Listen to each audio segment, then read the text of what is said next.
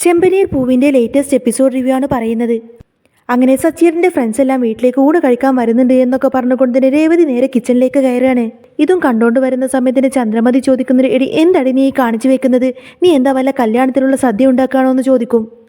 നീ എന്തിനാ ഇത്രമാത്രം പച്ചക്കറിയൊക്കെ വാങ്ങിച്ച് വന്നിരിക്കുന്നത് എന്നൊക്കെ ചോദിക്കാട്ടെ ചന്ദ്ര. അപ്പോൾ രേവതി പറയുന്നുണ്ട്, അതമ്മേ സച്ചേട്ടൻ ഇന്ന് ഊണ് കഴിക്കാൻ വേണ്ടിയിട്ട് സച്ചേട്ടൻ്റെ കൂടെ 2 ഫ്രണ്ട്സിനെയും കൂടി കൊണ്ടുവരുന്നുണ്ട്. അപ്പോൾ അവർക്കും കൂടി വേണ്ടിയിട്ട് ഞാൻ സ്പെഷ്യലായിട്ട് ഉണ്ടാക്കുകയാണെന്ന് പറയും. അപ്പോൾ ചന്ദ്രമതിക്ക് അങ്ങ് ദേഷ്യം വന്നുകൊണ്ട് തന്നെ പറയുന്നുണ്ട്, അവൻ ആരെ കൂട്ടിക്കൊണ്ടുവരുന്നുണ്ടെന്ന്? ഇതെൻ്റെ വീടാണ്, അതും എന്നോട് ചോദിക്കാതെ. എല്ലാ കാര്യങ്ങളും നിങ്ങൾ ഒറ്റക്കങ്ങ് തീരുമാനിച്ചോ? എല്ലാ ഇഷ്ടങ്ങളും നിങ്ങൾ ഒറ്റക്കങ്ങ് നടപ്പിലാക്കാനും തുടങ്ങിയോ? ഇതൊന്നും ഇവിടെ നടക്കില്ല എന്നൊക്കെ പറഞ്ഞുകൊണ്ട് തന്നെ ചന്ദ്രമതി അങ്ങ് ദേഷ്യപ്പെടും. അപ്പോൾ രേവതി പറയുന്നുണ്ട്, സച്ചേട്ടൻ്റെ ഫ്രണ്ട് മലേഷ്യയിൽ നിന്നാണ് വരുന്നത്. ഇദ്ദേഹത്തിൻ്റെ കാറിലാണ് അവർ നാടെല്ലാം തന്നെ ചുറ്റിക്കാണുന്നത്. അപ്പോൾ ചന്ദ്രമതി ചോദിക്കുന്നൊരു, ഓഹോ, അപ്പോൾ കാറ് സവാരിക്ക് വന്നവർക്കൊക്കെ എൻ്റെ വീട്ടിലെ ഭക്ഷണം തന്നെ വേണോ? എന്താടി ഇത് ഹോട്ടലാണോ എന്നൊക്കെ ചോദിച്ചുകൊണ്ട് തന്നെ ചന്ദ്രമതി ഇങ്ങനെ ദേഷ്യപ്പെടുന്ന സമയത്തിന് രേവതി പറയുന്നുണ്ട്, അതൊക്കെ ഞാൻ സച്ചേട്ടൻ വന്നിട്ട് ചോദിച്ചിട്ട് പറയാം അമ്മയെന്ന് പറയും. എന്നാൽ ഇവരുടെ സംസാരം കേട്ടുകൊണ്ട് തന്നെ ചന്ദ്രമതി ഇങ്ങനെ കളിയാക്കി ചിരിക്കാട്ടെ വർഷ. സംസാരമെല്ലാം കേട്ടുകൊണ്ടതിന് എന്താ ചന്ദ്ര അവിടെ ഒരു ബഹളം എന്നൊക്കെ ചോദിച്ചുകൊണ്ടതിന് രവീന്ദ്രൻ അങ്ങോട്ടേക്ക് വരും. അപ്പോൾ ചന്ദ്രമതി പറഞ്ഞിട്ട്, ദേ കണ്ടില്ലേ, ഇതൊക്കെ നിങ്ങളുടെ മകൻ ചെയ്തു വെച്ചിരിക്കുന്ന പണിയാണ്. നമ്മളോട് പോലും ചോദിക്കാതെ അവൻ ആരൊക്കെയോ നമ്മുടെ വീട്ടിലേക്ക് ഫുഡ് കഴിക്കാൻ വേണ്ടി വിളിച്ചിരിക്കുന്നു. നമ്മളെന്താ ഇവിടെ ഹോട്ടൽ നടത്തുവാണോ എന്നൊക്കെ ചോദിച്ചുകൊണ്ടതിന് ചന്ദ്രമതി ഇങ്ങനെ ബഹളം വെക്കും. അപ്പോൾ രവീന്ദ്രൻ പറഞ്ഞിട്ട്, ഈ കാര്യങ്ങളൊക്കെ സച്ചി എന്നോട് നേരത്തെ തന്നെ ഫോൺ ചെയ്ത് പറഞ്ഞിരുന്നപ്പോൾ ഞാനാണ് അവനക്ക് സമ്മതം കൊടുത്തത്. അവരൊക്കെ പുറം നാട്ടിൽ നിന്നും വരുന്നവരാണ്. അവരെ വീട്ടിലേക്ക് കൊണ്ടുവന്നിട്ട് ഭക്ഷണം കൊടുക്കുന്നതിൽ എന്താ തെറ്റുള്ളത്? വീട്ടിലെപ്പോഴും നമ്മൾ മാത്രം ഇങ്ങനെ സുഭിക്ഷമായി ഭക്ഷണം കഴിച്ചാൽ പോരല്ലോ. ഇടയ്ക്കൊക്കെ പുറത്തുള്ളവർക്കും ഭക്ഷണം കൊടുത്താൽ മാത്രമേ വീട് നന്നാവുള്ളൂ ചന്ദ്രയെന്നൊക്കെ പറയട്ടെ രവീന്ദ്രൻ. അപ്പോൾ ചന്ദ്രമതി ചോദിക്കുന്നത്, അതെന്താ രവിയേട്ടാ, ഇത്ര കാലം ഈ വീട് നന്നായിട്ടല്ലേ ഇരുന്നത്? നിങ്ങൾ എന്താണെന്ന് വെച്ചാൽ ചെയ്യുന്നൊക്കെ പറഞ്ഞുകൊണ്ടതിന് ദേഷ്യപ്പെട്ട് അവിടെ നിന്നങ്ങ് പോവാണ് ചന്ദ്ര. എന്നാൽ രേവതി ഇവർക്ക് എല്ലാവർക്കും വേണ്ടിയിട്ട് ഊണ് തയ്യാറാക്കുന്നതും കണ്ടുകൊണ്ടായിരിക്കും ശ്രുതി അങ്ങോട്ടേക്ക് വരുന്നത്. എന്നിട്ട് രേവതിയെ ഇങ്ങനെ കളിയാക്കിക്കൊണ്ട് തന്നെ ചോദിക്കുന്നത്, ഇതിപ്പോൾ എന്താ സംഭവം? സച്ചിയുടെ കാറിൽ കയറുന്നവർക്കൊക്കെ ഇവിടെ നിന്ന് ഫ്രീ ആയിട്ട് ഭക്ഷണം കൊടുക്കാനും തുടങ്ങിയോ? അപ്പോൾ വർഷ പറഞ്ഞിട്ട്, നമ്മുടെ നാട്ടിലേക്ക് ആദ്യമായിട്ട് വരുന്നവർക്ക് എന്തെങ്കിലും പുതിയതായിട്ട് ചെയ്തു കൊടുക്കണമെന്നൊരു പക്ഷേ സച്ചിയേട്ടൻ കരുതി കാണും. അതിപ്പോൾ ഒരു തെറ്റായി തോന്നുന്നതോ ഏട്ടത്തി എന്നൊക്കെ ചോദിക്കട്ടെ വർഷ. അപ്പോൾ രേവതി പറഞ്ഞിട്ട്, വേണ്ട വർഷേ, നീ ഇതിനെ പറ്റിയിട്ടൊന്നും പറയണ്ട. സച്ചിയേട്ടൻ എന്തുകൊണ്ടാണ് ഇങ്ങനെയൊക്കെ ചെയ്തത് എന്ന കാര്യം അവർക്കറിയാവുന്നവർക്കൊക്കെ അറിയാലോ. അതിപ്പോൾ എല്ലാവരും മനസ്സിലാക്കിയെടുക്കേണ്ട കാര്യമൊന്നുമില്ല എന്നങ്ങനെ രേവതി ശ്രുതിക്ക് മറുപടി കൊടുക്കും. ഇവരിങ്ങനെ സംസാരിച്ചുകൊണ്ട് നിൽക്കുന്ന സമയത്തായിരിക്കും സച്ചി അവരെ കൂട്ടിക്കൊണ്ട് തന്നെ വീട്ടിലേക്ക് കയറി വരുന്നത്. എന്നിട്ട് അച്ഛനെ എങ്ങനെ പരിചയപ്പെടുത്തി കൊടുക്കും. വരൂ സർ, ഇതെൻ്റെ അച്ഛനാണ്, നിങ്ങൾ അകത്തേക്ക് ഇരിക്കുക എന്നൊക്കെ പറഞ്ഞുകൊണ്ട് തന്നെ സച്ചി അവരെ അകത്തേക്ക് സ്വീകരിക്കുന്നുണ്ട്. എന്നാൽ ചന്ദ്രമതി ആവട്ടെ അവരെ മൈൻഡ് പോലും ചെയ്യാതെ ഭയങ്കര അങ്ങ് ദേഷ്യപ്പെട്ട് അവരുടെ മുന്നിൽ തന്നെ വന്നിരിക്കും. അപ്പോൾ അവിടെ വന്നിരിക്കുന്ന വിരുന്നുകാരിങ്ങനെ പറയുന്നത്, സച്ചിക്ക് നല്ലൊരു മനസ്സാണ്. ഞങ്ങൾ നാട്ടിലേക്ക് വന്നതിന് ശേഷം ഞങ്ങൾക്ക് വേണ്ട എല്ലാ കാര്യങ്ങളും ചെയ്തു തന്നിരുന്നതൊക്കെ നിങ്ങളുടെ മകനാണ്. ഇവൻക്ക് വേണമെങ്കിൽ ഞങ്ങൾ വേണ്ട സ്ഥലത്ത് ഡ്രോപ്പ് ചെയ്തിട്ട് എങ്ങോട്ടെങ്കിലും പോവാമായിരുന്നു. പക്ഷേ അതൊന്നും ചെയ്യാതെ ഞങ്ങൾക്ക് ആവശ്യമുള്ള കാര്യങ്ങളെല്ലാം തന്നെ ഇവൻ അറിഞ്ഞ് ചെയ്തു തന്നു. എന്നാൽ അവരുടെ സംസാരമെല്ലാം കേട്ട് ദേഷ്യം ഇങ്ങനെ അടക്കി പിടിച്ച് നിൽക്കുമായിരിക്കട്ടെ ചന്ദ്രമതി. ആ സമയത്തിന് സച്ചി വീണ്ടും രേവതിയെ പരിചയപ്പെടുത്തി കൊടുക്കുന്നുണ്ട്, സർ, ഇതെൻ്റെ വൈഫാണ്. എന്നാൽ രേവതിയെ കണ്ട ഉടനെ തന്നെ അവർ പറഞ്ഞിട്ട്, സച്ചിയുടെ വൈഫിന് ഞങ്ങളൊരു ഗിഫ്റ്റ് കൊണ്ടുവന്നിട്ടുണ്ട്. ഞങ്ങൾ ആദ്യമായിട്ടല്ലേ ഇങ്ങോട്ടേക്ക് വരുന്നത്, അതുകൊണ്ട് ഞങ്ങളൊരു സ്പെഷ്യൽ ഗിഫ്റ്റ് കൊണ്ടുവന്നിട്ടുണ്ട് എന്നൊക്കെ പറഞ്ഞുകൊണ്ട് തന്നെ ഒരു വലിയ കവർ അവർ രേവതിയുടെ കയ്യിലേക്ക് കൊടുക്കും. എന്നാൽ അത് തുറന്നു നോക്കുന്ന സമയത്തിന് അതിലൊരു വലിയ ഡയമണ്ട് നെക്ലസ് ആയിരിക്കും. ഡയമണ്ട് നെക്ലസിന് രേവതിക്ക് സമ്മാനിക്കുന്നത് കണ്ടിട്ട് ഭയങ്കര അങ്ങ് ദേഷ്യം വരട്ടെ ചന്ദ്രമതിക്ക്. രേവതി തനിക്ക് ഡയമണ്ട് നെക്ലസ് വേണ്ട എന്ന് പറഞ്ഞിട്ട് അതങ്ങനെ നിരസിക്കുന്നുണ്ടെങ്കിൽ പോലും നിർബന്ധിച്ചു കൊണ്ട് തന്നെ രേവതിയെ കൊണ്ട് അത് വാങ്ങിപ്പിക്കുന്നുണ്ട് അവർ. സച്ചി പിന്നീട് രവീന്ദ്രൻ അവരെ ഇങ്ങനെ പരിചയപ്പെടുത്തി കൊടുക്കും. അച്ഛാ, ഇവർ നമ്മുടെ പാർലലേട്ടത്തിൻ്റെ അച്ഛൻ്റെ നാട്ടിൽ നിന്ന് വരുന്നതാണ്, അതായത് മലേഷ്യയിൽ നിന്ന് വരുന്നതാണ് എന്നൊക്കെ ഇങ്ങനെ പറയുന്നത് കേട്ടുകൊണ്ട് തന്നെ ചന്ദ്രമതിക്ക് വല്ലാത്ത സന്തോഷം തോന്നും. ചന്ദ്രമതി ചോദിക്കുന്നത്, ആഹാ, നിങ്ങൾ മലേഷ്യയിൽ നിന്നാണോ? ഞങ്ങളുടെ മൂത്ത മരുമകൾ മലേഷ്യയിൽ നിന്നാണ്. അപ്പോൾ നിങ്ങളെല്ലാവരും ഒരേ നാട്ടുകാരാണല്ലേ? എൻ്റെ മൂത്ത മരുമകൾ വലിയ കോടീശ്വരിയ, അവൾ മലേഷ്യയിലെ വലിയ പണക്കാരിയുടെ മകളാണ്. അപ്പോഴേക്കും അവർ ചോദിക്കുന്നുണ്ട്, ആഹാ, ആണോ? മലേഷ്യയിൽ ഏത് നാട്ടിലാണ് അവർ? അപ്പോൾ ചന്ദ്രമതി പറഞ്ഞു കൊടുക്കുന്നുണ്ട്, അത് പിന്നെ മലേഷ്യയിൽ കോലാലംപൂർ, അങ്ങനെ ഒരു നാട് പറഞ്ഞു കൊടുക്കുന്നുണ്ട്. എന്നാൽ ഇവരുടെ സംസാരമെല്ലാം തന്നെ ശ്രുതി റൂമിൽ നിന്ന് കേൾക്കുന്നുണ്ടായിരുന്നു. എന്നാൽ ചന്ദ്രമതി സ്ഥലപ്പേര് പറയുന്ന സമയത്തിന്, ആ സ്ഥലം ഞങ്ങൾക്ക് നന്നായിട്ട് അറിയാമെന്ന് പറയട്ടോ ഗസ്റ്റ്. അന്നേരം ചന്ദ്രമതി പറഞ്ഞിട്ട്, ആഹാ, എന്നാൽ നിങ്ങൾ ഇരിക്കും, ഞാൻ ഇപ്പം തന്നെ എൻ്റെ മരുമകളെ ഇങ്ങോട്ടേക്ക് വിളിച്ചുകൊണ്ട് വരാം. അങ്ങനെ ചന്ദ്രമതി ഏതായാലും ശ്രുതിയെ വിളിച്ചുകൊണ്ട് വരാൻ വേണ്ടിയിട്ട് മുറിയിലേക്ക് സന്തോഷത്തോടു കൂടി തന്നെ ഓടിപ്പോവാണ്. ചന്ദ്രമതി ഇങ്ങനെ പറഞ്ഞിട്ട്, മോളെ വാതിൽ തുറക്കും മോളെ, പുറത്തേക്ക് വാ മോളെ, നിന്റെ മലേഷ്യയിൽ നിന്നും കുറച്ച് പേര് ഇങ്ങോട്ടേക്ക് വന്നിട്ടുണ്ട്. അവരെ കണ്ടാൽ ചിലപ്പോൾ നീ അറിയുന്നവരായിരിക്കും. അവരെ കണ്ടാൽ നിനക്ക് ഒരുപാട് സന്തോഷമാവും മോളെ. ശ്രുതി മോളെ വാതിൽ തുറക്ക്, പെട്ടെന്ന് വാ എന്നിങ്ങനെ ചന്ദ്രമതി വിളിച്ചു പറയുന്ന സമയത്തിന് ശ്രുതിക്ക് അങ്ങ് വല്ലാതാവും. ശ്രുതി ഇങ്ങനെ മനസ്സിൽ ചിന്തിക്കുന്നുണ്ട്, ഓ ഇവരാണോ രേവതി പറഞ്ഞിരുന്ന ആ ഗസ്റ്റ്, അവർ മലേഷ്യയിൽ നിന്നാണ് വരുന്നത് എന്ന് ഞാൻ അറിഞ്ഞിരുന്നെങ്കിൽ ഞാൻ ഇവിടെ നിന്നും എങ്ങോട്ടെങ്കിലും പോയേനെ.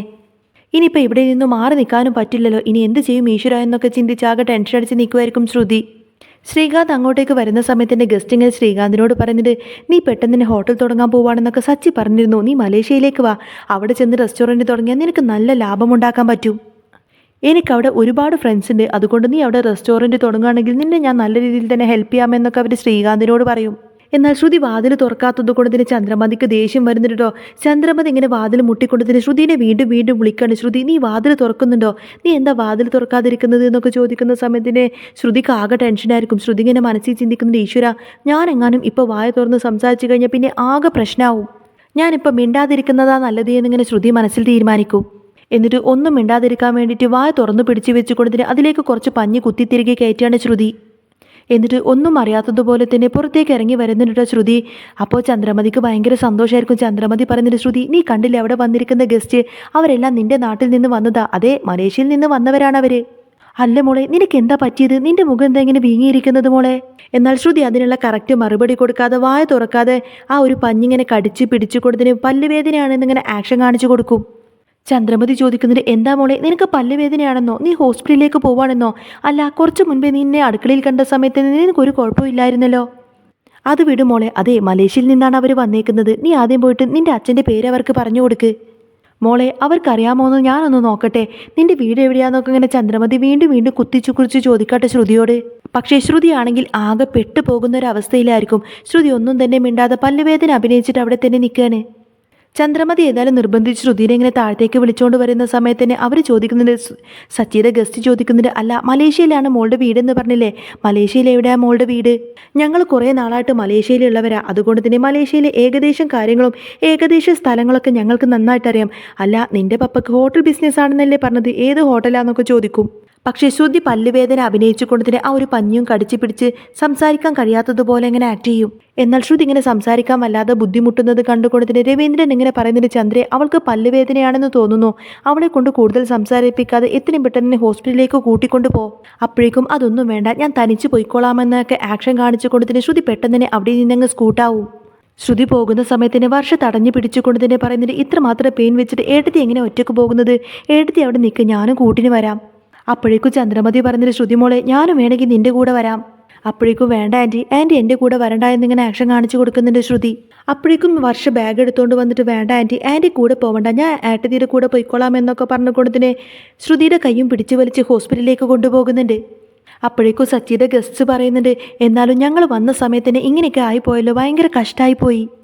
അപ്പോഴേക്കും രേവതി പറയുന്നുണ്ട്, അതൊന്നും സാരമില്ല സർ, ഒരു 5 മിനിറ്റിനകം തന്നെ ഊണ് റെഡിയാവും, നിങ്ങളേതായാലും വന്ന സ്ഥിതിക്ക് അതൊക്കെ കഴിച്ചിട്ട് പോയാൽ മതി.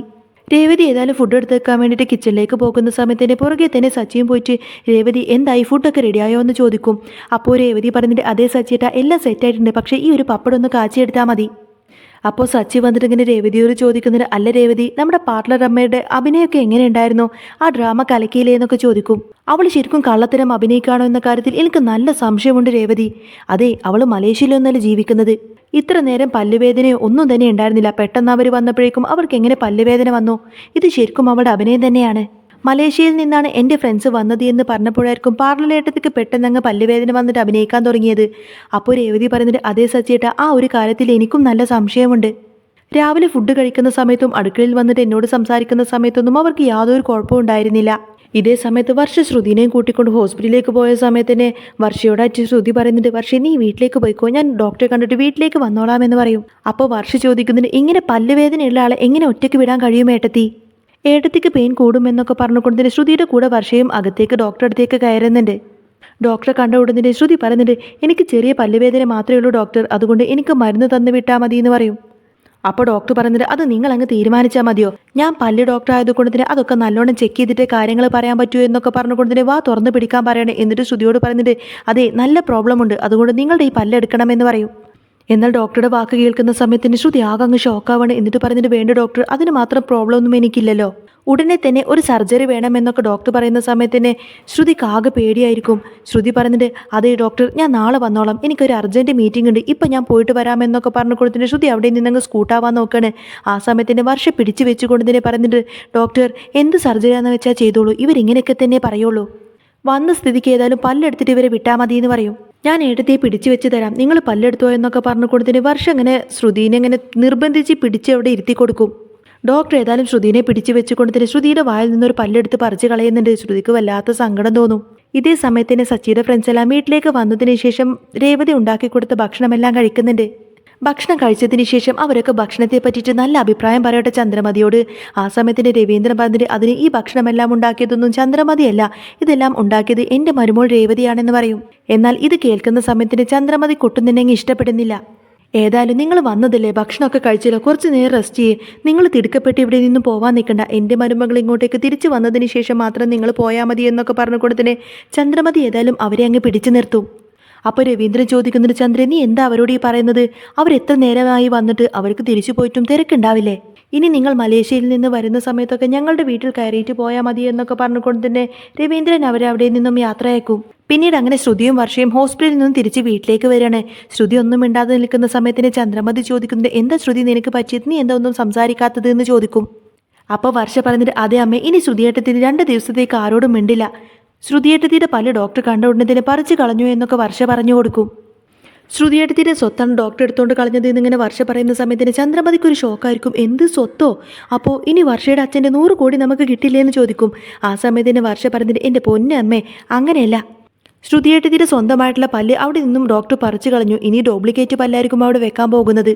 ശ്രുതിയേട്ടത്തിൻ്റെ പല്ലിനൊക്കെ നല്ല കേടുണ്ടായിരുന്നു, അതുകൊണ്ട് ഡോക്ടർ പല്ല് പറിച്ചു കളഞ്ഞു എന്ന് പറയുന്ന സമയത്തിന് ശ്രുതിക്ക് അങ്ങ് ദേഷ്യം വരട്ടെ. ശ്രുതി പറയുന്നുണ്ട്, എൻ്റെ പല്ലിന് ഒരു കുഴപ്പമുണ്ടായിരുന്നില്ല, ഈ വർഷയാണ് ഡോക്ടറോട് പറഞ്ഞ് നിർബന്ധിച്ചുകൊണ്ട് തന്നെ എൻ്റെ പല്ല് പറിച്ചു കളഞ്ഞത് എന്ന് പറഞ്ഞിട്ട് ശ്രുതി അങ്ങ് ദേഷ്യപ്പെടും. എന്നാൽ അറിയാതെയാണെങ്കിലും ശ്രുതിയുടെ വായിൽ നിന്ന് സത്യം പുറത്തു വന്നല്ലോ എന്നൊക്കെ ചിന്തിച്ചുകൊണ്ട് തന്നെ രേവതിയും സച്ചിൻ ചേർന്നിട്ട് ശ്രുതിനെ ഇങ്ങനെ കളിയാക്കിച്ചിരിക്കും. എന്നിട്ട് ശ്രുതി കേൾക്കത്തക്ക വിധം സച്ചി ഇങ്ങനെ രേവതിയോട് പറഞ്ഞിട്ട് രേവതി കേട്ടില്ലേ, ഇപ്പോൾ കള്ള പറഞ്ഞപ്പോഴേക്കും അവളുടെ വായിലെ പല്ല് തന്നെ അങ്ങ് തെറിച്ചുപോയി. അപ്പോൾ രേവതി ചോദിക്കുന്നുണ്ട്, എന്നാലും ഒരാളിങ്ങനെ പല്ല് പോകുന്നതുവരെ കള്ളം പറയോ സച്ചിയേട്ടാ എന്നൊക്കെ ചോദിച്ചുകൊണ്ട് തന്നെ രേവതി ഇങ്ങനെ ശ്രുതിയെ കളിയാക്കിച്ചിരിക്കുന്നതും കാണിച്ചുകൊണ്ടാണ് കേട്ടോ ഇന്നത്തെ ഈ ഒരു എപ്പിസോഡ് പൂർണ്ണമാവുന്നത്. അപ്പോൾ നിങ്ങൾക്ക് ഈ ഒരു ചാനൽ ഇഷ്ടമായി എന്നുണ്ടെങ്കിൽ എന്നും ഇതേപോലത്തെ റിവ്യൂസൊക്കെ കേൾക്കാൻ താല്പര്യമുണ്ടെങ്കിൽ തീർച്ചയായിട്ടും നിങ്ങൾ എൻ്റെ ചാനൽ സബ്സ്ക്രൈബ് ചെയ്ത് സപ്പോർട്ട് ചെയ്യാൻ മറക്കല്ലേ.